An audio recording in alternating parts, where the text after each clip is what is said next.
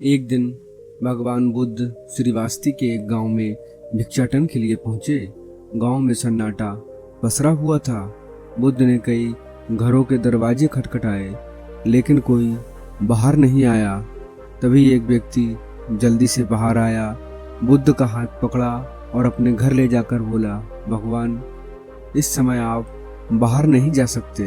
गांव के लोग डरे हुए हैं क्योंकि उंगलीमाल इस क्षेत्र में घूम रहा है। बुद्ध ने पूछा, उंगलीमाल कौन है और उससे लोग इतना डरे हुए क्यों हैं? व्यक्ति ने जवाब दिया, उंगलीमाल एक खतरनाक डाकू है। बुद्ध शांत स्वर में बोले, वह खतरनाक नहीं है बल्कि दुखी है, उसे मेरी जरूरत है। बुद्ध उस व्यक्ति से पूछते हैं कि क्या वह ये सब धन के लालच में करता है? व्यक्ति कहता है, नहीं, उसे धन का कोई लालच नहीं है। जब भी वह किसी व्यक्ति पर हमला करता है तो उसकी उंगली काटकर उसके गले में माला में लगा लेता है, इसलिए उसका नाम उंगली माल पड़ा। और यह भी सुना जाता है कि जब उसके गले में पड़ी माला में 100 उंगलियां पूरी हो जाती हैं तो उसकी विनाशकारी शक्तियां और भी बढ़ जाएंगी। तब वह व्यक्ति बुद्ध से कहता है कि कृपया बाहर मत जाओ क्योंकि वह तुम पर भी हमला कर सकता है। लेकिन बुद्ध बाहर चले जाते हैं। तब वह व्यक्ति कहता है, नहीं बुद्ध, मत जाओ, वह बहुत खतरनाक है। बुद्ध कहते हैं कि वह खतरनाक नहीं बल्कि दुखी है और मुझे उसके पास जाना है क्योंकि उसे मेरी ज़रूरत है। इसके बाद बुद्ध जंगल में प्रवेश करते हैं। जंगल में चारों तरफ सन्नाटा है। दूर दूर तक ना तो कोई व्यक्ति दिखाई देता है और ना ही कोई जानवर या पक्षी। बुद्ध अपने रास्ते पर आगे बढ़ते रहते हैं। अचानक बुद्ध के सामने उंगलीमाल डाकू आ जाता है। उंगलीमाल वहां आकर खड़ा हो जाता है। उसका रूप इतना डरावना है कि कोई भी उसे देखकर डर जाए। उसके गले में उंगलियों की माला है। उसका चेहरा और हाथ खून से सने हुए हैं और उसका शरीर मजबूत है। उसका रूप इतना भयानक है कि कोई भी साधारण व्यक्ति उसे देखकर डर जाएगा। लेकिन उंगलीमाल के इस डरावने रूप का बुद्ध पर कोई प्रभाव नहीं पड़ता है। वे शांत मुस्कान के साथ उंगलीमाल को देखते हैं और फिर उसे अपने पास से हटाकर अपने रास्ते पर चले जाते हैं। बुद्ध को ऐसा करते देख उंगलीमाल को समझ भी नहीं आता कि उसके साथ ऐसा क्यों हो रहा है। वह बस यही सोचता है कि लोग तो मुझे देखकर भाग जाते हैं, यह मुझे देखकर डर जाते हैं। मैंने भी कई सन्यासियों को मारा है, लेकिन आज तक मैंने ऐसा कोई व्यक्ति नहीं देखा जो मेरी उपेक्षा करके अपने मार्ग पर आगे बढ़ता हो। या तो उसने मेरी ओर ध्यान नहीं दिया होगा या फिर हो सकता है कि वह एक अच्छा इंसान हो। मैं ऐसा नहीं कर सकता, लेकिन मुझे इससे क्या लेना देना? मुझे तो अपनी उंगलियों की माला पूरी करनी है। उंगलीमाल बोला, साधु रुको। फिर भी बुद्ध अपने मार्ग पर चलते रहे। उंगलीमाल ने अधिक क्रोध भरते हुए बुद्ध को आवाज दी, रुक जाओ। बुद्ध फिर से उंगलीमाल को अनदेखा कर देते हैं और अपने रास्ते पर चलते रहते हैं। उंगलीमाल तीसरी बार बहुत क्रोधित हो जाता है और बुद्ध के पास जाता है और कहता है, मेरे आदेश के बाद भी तुम क्यों नहीं रुके? बुद्ध कहते हैं, मैं तो बहुत पहले ही रुक गया था, तुम ही चल रहे हो। उंगलीमाल को ऐसा लगा वह आदमी उससे बिल्कुल भी नहीं डर रहा है। उंगलीमाल बुद्ध को डराने के लिए उन पर चिल्लाता है। बुद्ध कहते हैं, मैं तुमसे क्यों डरूं? तुम भी एक मानव हो। उंगलीमाल को किसी ने पहली बार मानव कहा था। यह बात उसके दिल को छू गई। वह इसे अनदेखा करने की कोशिश करता है और बुद्ध से पूछता है, आपने क्यों कहा कि आप बहुत देर से रुके हैं जबकि आप चल रहे थे? बुद्ध कहते हैं, मैं बहुत पहले ही रुक गया हूँ, यानी मैंने ऐसे सभी बुरे काम करना पहले ही बंद कर दिया है। जो किसी भी व्यक्ति को दर्द पहुंचा सकते हैं। हर कोई जीना चाहता है, बस उन पर दया की नज़र डालने की कोशिश करो। बुद्ध के ये शब्द फिर से अंगुलीमाल के दिल पर वार करते हैं, लेकिन वह फिर से बुद्ध की बातों को अनदेखा कर देता है और इस बार अधिक क्रोध से भरकर अपना खंजर, जिससे वह लोगों को मारता था, बुद्ध के गले में रखता है और बुद्ध को चिल्लाता है और कहता है, नहीं मनुष्य, मेरे पास ना तो प्रेम है और ना ही दया, इसलिए मैं सभी को मार डालूंगा और किसी को भी जीवित नहीं छोड़ूंगा।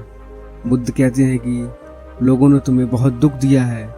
मनुष्य ऐसा केवल अपने ज्ञान के कारण करता है, लेकिन इस जीवन में क्रूर और निर्दयी लोग भी हैं, इसलिए वह दयालु है। एक बात और है कि तुम्हें बस अपनी आंखों से यह पट्टी हटानी है जो तुम्हें केवल बुराई दिखा रही है। तीसरी बार बुद्ध के वचनों को सुनने के बाद अंगुलीमाल अपने आप पर काबू नहीं कर पाता है। उसे समझ नहीं आता कि पहली बार उसे अपने आप पर काबू करना पड़ा। वह इतना कमज़ोर क्यों महसूस कर रहा है। वह गुस्सा करने की कोशिश करता है, लेकिन उसे पता नहीं होता कि कैसे वह बहुत हिम्मत दिखाता है और गुस्सा होने का नाटक करता है। बुद्ध से कहता है कि तुम दूसरे लोगों की तरह नहीं हो।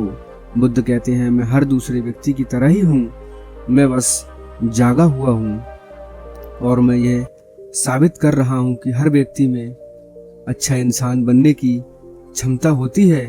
मेरा मार्ग दया में बदल गया है। अंगुलीमाल, तुम अनजाने में घृणा की स्थिति में हो। बस इस पल का इंतजार करो, तुम्हारे अंदर भी दया और करुणा का व्यक्ति बनने की क्षमता है। शांति से चलो। यह सुनते ही अंगुलीमाल के हाथ से खंजर जमीन पर गिर जाता है और उसकी आंखों में आंसू बहने लगते हैं। बुद्ध की कोई कब तक नज़रअंदाज करेगा। अंगुलीमाल बुद्ध से पूछते हैं, क्या आप वही हैं जिन्हें लोग बुद्ध कहते हैं, जो लोगों की मुक्ति के मार्ग पर चलना सिखाना चाहते हैं? तो बुद्ध कहते हैं कि हाँ, मैं वही हूँ और आपको भी मैं मुक्ति के मार्ग पर ले जाना चाहता हूँ। तो अंगुलीमाल कहता है, लेकिन अब मैं बहुत दूर चला गया हूँ। मैंने कई हत्याएं की हैं और मैंने बहुत पाप किए हैं और अब मेरे लिए लौटना असंभव है। बुद्ध कहते हैं, कुछ भी असंभव नहीं है। तुम इतने सचेत हो कि तुम जानते हो कि तुमने अब तक जो किया वह गलत काम था। इसका मतलब है कि तुम जानते हो कि क्या अच्छा है और क्या बुरा है। जिस दिन से तुमने अच्छा काम करना शुरू कर दिया, उस दिन से तुम्हारी एक नई शुरुआत होगी। जीवन फिर से शुरू करो। अंगुलीमाल कहता है, चाहे मैं कितने भी अच्छे काम करूं, लोग मुझे इसी नज़र से देखेंगे और मुझे चैन से जीने नहीं देंगे। बुद्ध कहते हैं, अंगुलीमाल, अगर तुम हिंसा का रास्ता छोड़ दोगे तो मैं तुम्हें रास्ता दिखाऊंगा और तुम्हारी रक्षा करूंगा। मैं ऐसा करूंगा और लोगों की नफरत से तुम्हें बचाऊंगा। अंगुलीमाल पूछता है कि क्या यह संभव है? बेशक यह संभव है, तुम्हारे पास साधारण बुद्धि है। अंगुलीमाल, तुम परम सत्य के पाठ में बहुत आगे जाओगे। अंगुलीमाल बुद्ध की बातें मान गया और बुद्ध के पूरे पैरों में गिरकर कहता है, मैं तुमसे वादा करता हूँ कि मैं सभी बुरे कर्मों को छोड़ दूंगा और तुम्हारे पीछे पीछे करुणा के मार्ग पर चलना सीखूंगा। कृपया मुझे अपना शिष्य बना लो। बुद्ध कहते हैं, मैं किसी को अपना शिष्य नहीं बनाता, बल्कि सिर्फ एक व्यक्ति बनाता हूँ। अंगुलीमाल उस समय बुद्ध का भिक्षु बन जाता है। यहाँ तक एक बात समझना जरूरी है कि बुद्ध किसी को अपना शिष्य या भिक्षु नहीं मानते थे। जो भी उनके साथ जुड़ता था उसे वह केवल मार्ग दिखाते थे और वह मार्ग पर चलता था। भिक्षु और शिष्य शब्द केवल संघ में शामिल होने वाले लोगों की पहचान के लिए उपयोग किए जाते थे। कहानी में आगे बढ़ते हुए बुद्ध भिक्षु होने के बाद उनका नाम बदलकर अहिंसक रख दिया गया। फिर वे वही व्यक्ति बन गए जैसा बुद्ध ने उनका नाम रख दिया था। मित्रों, आइए जानते हैं कि उंगली मार डाकू कैसे अहिंसक व्यक्ति बन गया। इस वीडियो के अंत तक बने रहिए। जब अहिंसक व्यक्ति अन्य भिक्षुओं के साथ पहली बार भिक्षा मांगने किसी गांव में जाता है तो गांव के कुछ लोग उससे बदला लेने के लिए आ जाते हैं। जब बुद्ध को इस बारे में पता चलता है कि तो वे तुरंत उसे बचाने के लिए उसके पास पहुंचते हैं और उसके शरीर को लाठी और डंडों से बचाते हैं। सभी लोग एकजुट होकर बुद्ध से कहते हैं, बुद्ध, आप इस हत्यारे को उंगली माल की रक्षा क्यों कर रहे हो? पता नहीं कितने लोगों की जान ले चुका है। बुद्ध कहते हैं, अब ये उंगली माल नहीं है, अब इसका नाम अहिंसक है। बस ऐसे ही ये इंसान है। अब गांव वाले कहते हैं कि ऐसा आदमी कभी बदल नहीं सकता। बुद्ध कहते हैं कि वह तो बदल गया है, तुम सब बस अपनी बूढ़ी आंखों से देखो। अगर तुम्हारी एक उंगली होती तो क्या तुमसे किसी में हिम्मत या बल होता उसे देखने का? जब भी वह तुम्हारी एक उंगली भी रख सकता था। और क्या उसने कभी तुम पर पलटवार किया या नहीं?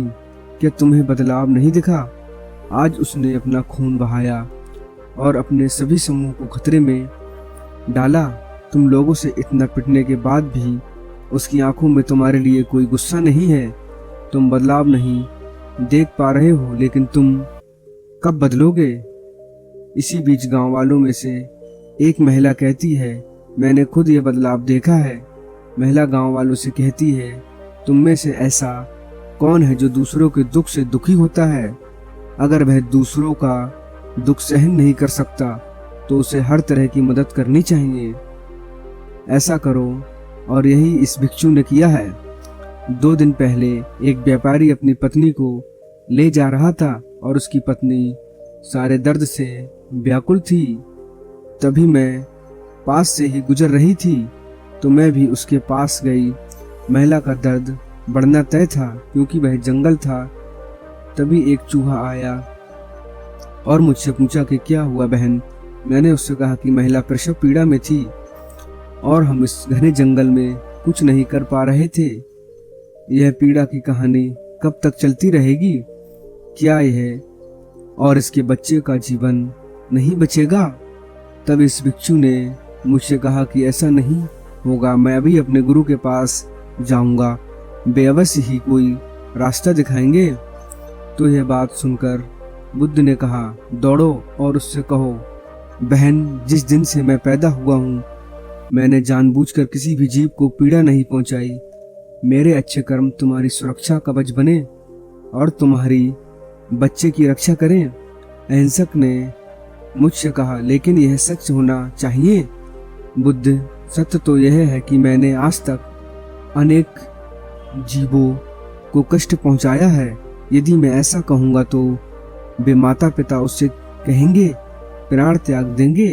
तब बुद्ध ने कहा, तब तुरंत उस स्त्री बहन से कहो कि जिस दिन से मेरा पुनर्जन्म हुआ है मैंने सभी बुरी आदतें छोड़ दी हैं और उस दिन से मैंने किसी भी जीव को कष्ट नहीं पहुंचाया तथा मेरे अच्छे कर्म तुम्हारे हैं और एक सुरक्षा कवच बनूं और तुम्हारी तथा तुम्हारे शिशु की रक्षा करो।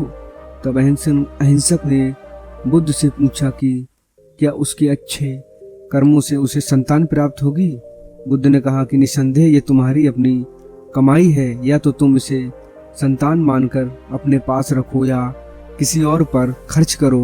अहिंसक ने अपने कमाए हुए अच्छे कर्मों को किसी अजनबी पर बलिदान करने से पहले नहीं सोचा और इस समय वह उस स्त्री तथा उसके शिशु की जान बचाने के लिए वहां गया।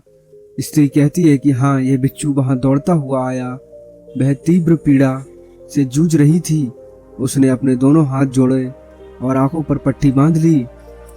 मैंने ऐसा कुछ नहीं किया जिससे किसी भी जीव को दुख पहुंचे। मेरे अच्छे कर्म तुम्हारे लिए सुरक्षा कवच बने, तुम्हारे और तुम्हारे बच्चे की रक्षा करें और कि इतना कहते ही उस महिला ने अपने बच्चे को जन्म दिया। तब बुद्ध कहते हैं कि दूसरों के दुख से दुखी होने वाला ये अहिंसक व्यक्ति किसी को कैसे दुख दे सकता है। अगर ये भिक्षु अपने मन के प्रति सच्चा ना होता तो वह महिला जंगल में अपने प्राण त्याग देती।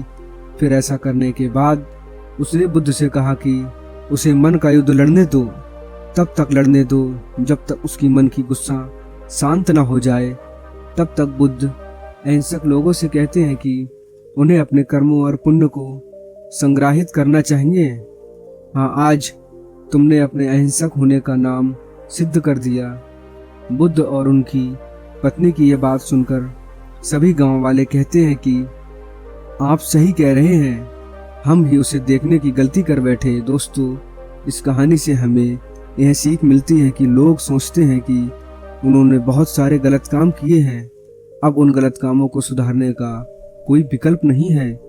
इस पर गौतम बुद्ध कहते हैं कि चाहे उन्होंने अब तक कितने भी बुरे काम क्यों ना किए हों, लेकिन अगर आप उस सोच में फंसे हुए हैं कि अब मुझे कुछ सही करना है, तो वही सोच आपके बदलाव की वजह बन सकती है। लेकिन सबसे महत्वपूर्ण बात यह है कि क्या आप अपना पहला कदम उठाने के लिए तैयार हैं। नमस्कार दोस्तों, आपको यह कहानी कैसी लगी कृपया नीचे कमेंट बॉक्स में कमेंट करके हमें ज़रूर बताएं। और अगर आपको यह कहानी पसंद आई हो तो इसे लाइक और हमारे चैनल को सब्सक्राइब करें। नमो बुद्धाय।